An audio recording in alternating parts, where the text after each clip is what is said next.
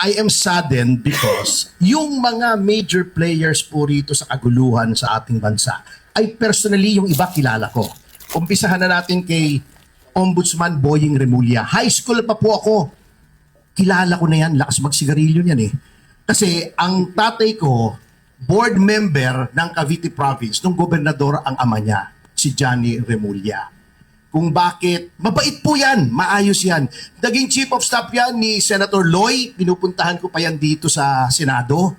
Siya pa mismong gumagawa ng kape ko. Ganyan kabait yan, ganyan ka-grounded yan. No pun intended kasi kape, grounded eh.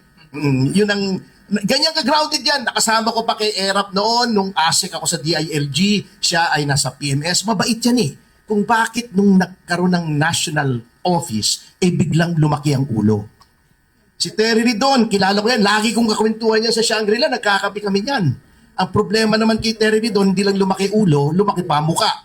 Oo. Saka ilong. Oo. Si Melvin, seryoso na. Si Melvin Matibag, kilala ko yan. Nindot yan eh.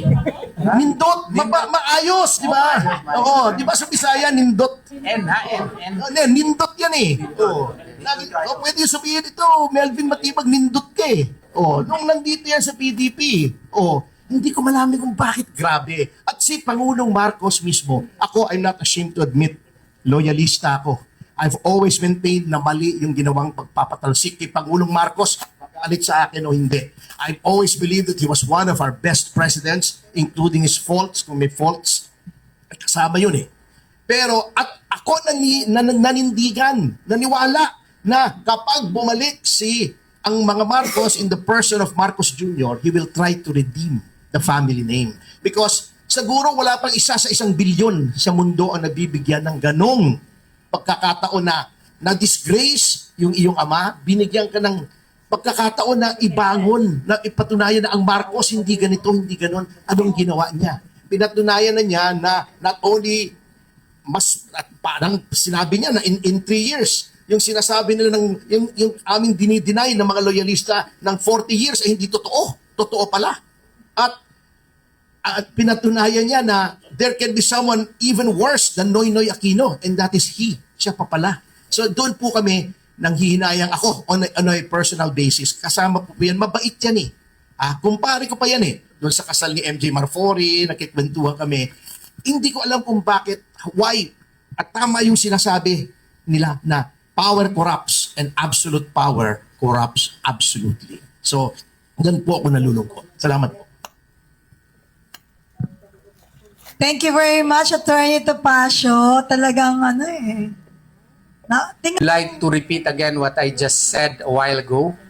Between a leviathan of governmental power and the individual lies a shield. And that shield is the Bill of Rights of the 1987 Constitution. Between the discretion of executive power as to how we can cooperate with foreign entities and individual rights, the Constitution should prevail. And that is, we should also give rights to or recognize the rights of Filipino citizens. What is happening to Senator Bato de la Rosa may happen to you, to your loved ones, or even your friends. So therefore, our efforts in protecting the rights of Senator Bato de la Rosa is not an attempt to escape accountability on his part. What we are saying is that if there should be accountability, it should be done within the confines of our 1987 Constitution, because the 1987 Constitution cannot be sacrificed at the altar of expediency, at the altar of executive discretion, nor is it sacrificed at the altar of popularity or any public acclaim. That's it. Any Bondoc, please. Thank you very much, Attorney Torion.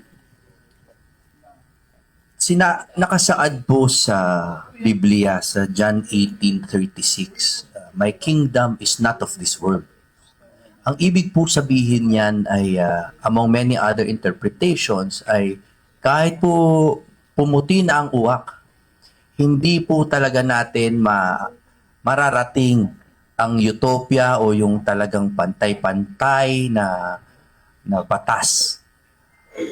The only justice we can expect is human justice.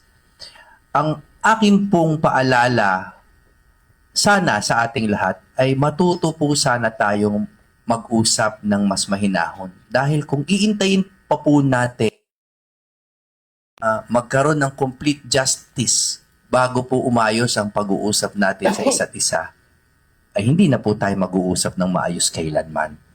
Kaya po ako ay nagpapaalala sa mga kaibigan ko at sa sarili ko na maging mahinahon at to be slow to anger and to be slow to judgment.